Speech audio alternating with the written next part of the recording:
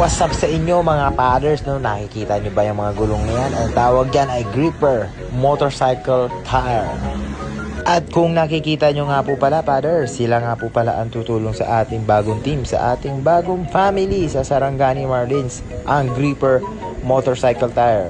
At siyempre hindi natin sila makukuha kung hindi dahil kay Kuya Jojo Kunanan. Maraming salamat din po sa iyo Kuya Jojo, at shoutout sa iyo. At syempre mga kumpadre, binigyan pa nga nila tayo ng solid na t-shirt na gripper motorcycle tires para sa buong team sa Sarangani Marlins. Let's go!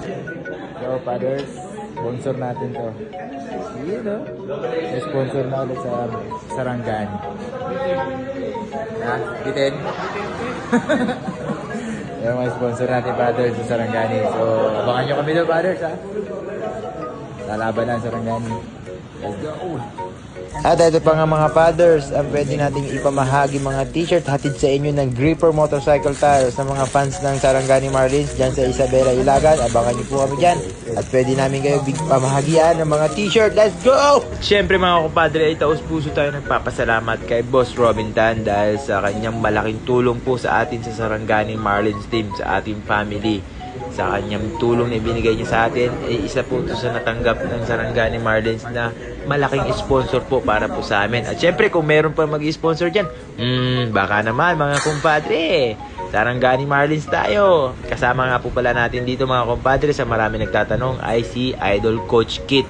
So magsasama nga po pala kami dito ni Idol Coach Kit mga kumpadre. So hindi naman ganun kalakasan yung team namin mga kumpadre, pero ibibigay namin ang mga best namin mga padders. Let's go!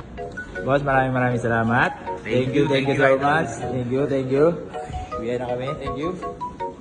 Sponsor guys. Let's get it na.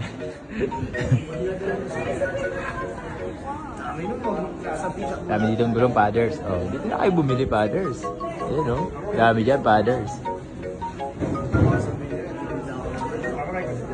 At dito nga padders, kung nakikita nyo, after namin matanggap at mapuntahan ang sponsor na nagbigay sa amin ng tulong at bumalik na po kami ng practice dito, ay magka-grind na po ulit tayo padders para sa paghahanda natin sa March 8 MPBL na po sa Isabela po gagawin. At nababalitaan po namin ay sold out na po ang ticket dahil abang na po nila ang magagandang laban.